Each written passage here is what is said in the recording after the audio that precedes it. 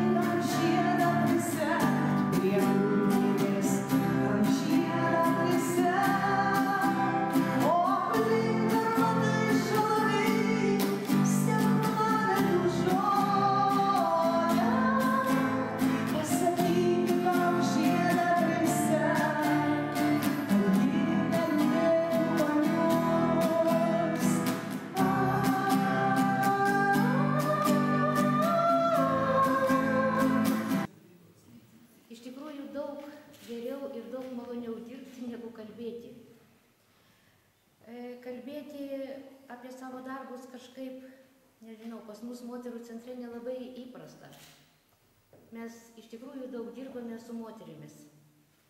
Ir po truputėlį iš miesto centro skverbėmės į pačius atokiausius rajono kampelius. Tai buvo pernai. Daugiau kaip pusė visų seniūnijų susirinko ir aptarė savo metų darbą. Kas matė, kas buvo, tai buvo nuostabus renginys, nuostabios moterys, ką jos padarė savo vietose, savo seniūnijose, kaip jos stengiasi per visus metus nešti šitą labai puikų, labai prasmingą tokį rožinį kaspinėlį. Moterų klubas Feridė ir prezidentė Rima Pivorienė. Yra valdyba iš 3 asmenų, yra kontrolieriai, revizoriai ir visa kita. Taigi, ponia prezidentė, prašome. Tuo pačiu įteikiu ir kaip valdžios skeptrą antspaudą.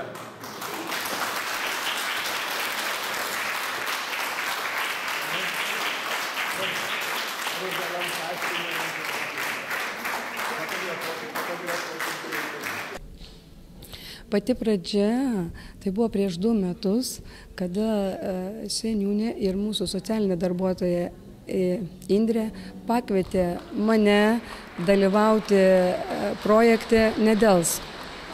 Ir aišku, aš sutikau ir šiai dienai tikrai nesigailiu, nes mes per tuos 2 metus daug įdomių, gražių darbų nuveikėm, aš manau, reikalingų savo ir kitoms moterims.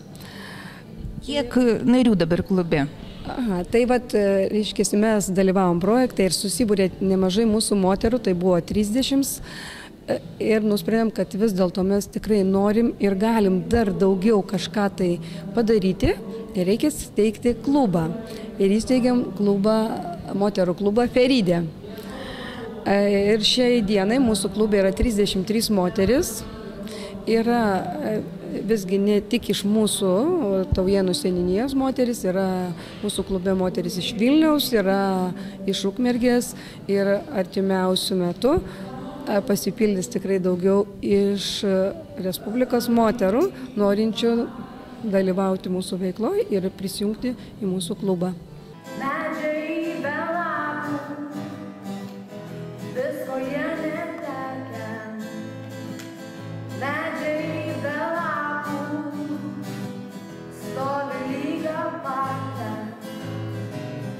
Ir aš kaip medis prie šito tako stoviu nusiminęs, vėl tavęs netekęs.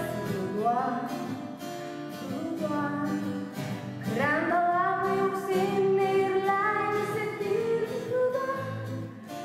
Ruduo, šiandien mes susitikome kartą paskutinį. Aš nemanau, kad aš kažką tai ypatingo nuveikiau. Tiesiog džiaugiuosi, kad jos tą veiklą užsiėmė, kad jos pradėjo burtis į vieną tokį klubą ir ta veikla iš tikrųjų pamačiau, kad yra tikrai pakankamai prasminga. Jau vien tai, kad jos rūpinasi savim ir šalia esančiais, o svarbiausia, man kažkaip tai labai imponavo ta veikla, kai jos pradėjo rūpintis mūsų jaunąją kartą ir mūsų merginos ir vieni ir kiti metai apsilanko ligoniniai, ten jos susipažįsta su gydytojais, būtent tie, kurie galbūt jas kaip būsimas mamas kažkada tai sutiks ligoniniai ir tos visos žinios, manau, šiandien ir užkerta galbūt kelią, ir abortams, ir tokiems netikėtiems nėštumams, ką šiandien Lietuvoje pakankamai aktualu. Man atrodo, kad šitoj veikloje kaip tik ta prevencija ir yra vykdoma. Todėl man tiesiog labai ta veikla pasirodė prasminga ir aš kiek galiu Rimai padėti, aš visą laiką prisidedu prie to ir manau ir toliau, kiek galėsiu, tiek moterims padėsiu. Nes moteris tai, kas mes vyrai be moterų?